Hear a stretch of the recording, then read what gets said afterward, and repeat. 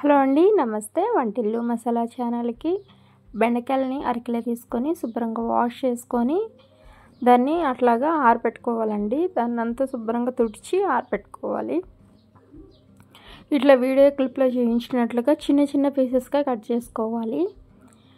జిగురు అనేది లేకుండా నేను చెప్పే విధంగా చేస్తే జిగురు అనేది ఉండదండి బెండకాయ ఫ్రై.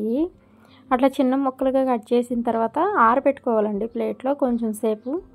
ఫ్యాన్ గాలికి కొంచెం అట్లా ఆరబెట్టుకున్న తర్వాత ఒక బౌల్లో తీసుకొని పక్కన పెట్టుకోవాలి.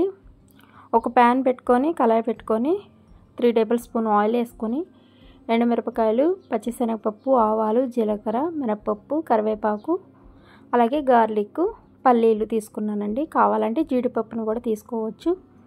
అన్నిటినీ ఫ్రై చేసుకొని కరివేపాకు కూడా యాడ్ చేసుకొని ఇంగువ యాడ్ చేసుకోండి. టేస్ట్ చాలా బాగుంటుంది ఇంగువ యాడ్ చేయడం వల్ల. అట్లా జిగురు అనేది ఉండదండి. చూసారా వీడియో క్లిప్లో. పసుపును కూడా 1 టేబుల్ స్పూన్ పసుపు వేసుకొని కొంచెం ఇంగువ కూడా యాడ్ చేసుకొని ముందుగానే కట్ చేసుకున్న బెండకాయ పీసెస్ని కూడా యాడ్ చేసుకొని మగ్గిన తర్వాత కొంచెం సాల్ట్ యాడ్ చేసుకోవాలి.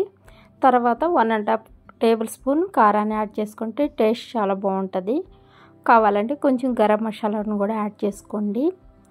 అదే ధనియాలు, జీలకర్ర పొడి ఉంటుంది కదండి, దాన్ని యాడ్ చేసుకోండి. టేస్ట్ చాలా బాగుంటుంది. ఈ వీడియో నచ్చినట్టయితే తప్పకుండా లైక్ చేసి షేర్ చేయండి. అలాగే కొత్తగా చూస్తుంటే సబ్స్క్రైబ్ చేసుకోండి. దీని కాంబినేషను ములక్కాయ పప్పుచారు చేసుకున్నామండి. చాలా బాగుంటుంది. అలాగా మట్టి పాత్రలో పప్పుచారు చేసుకోండి, చాలా బాగుంటుంది. మీకు ఎంతమందికి ఇష్టం అనేది కూడా కామెంట్ చేయండి. దాంట్లోనే తాలింపు యాడ్ చేసుకుంటే ఈ 2 కాంబినేషన్ చాలా బాగుంటుంది. ఒకసారి తప్పకుండా ట్రై చేయండి. నా వీడియో నచ్చినట్టయితే లైక్ చేయండి. Thank you.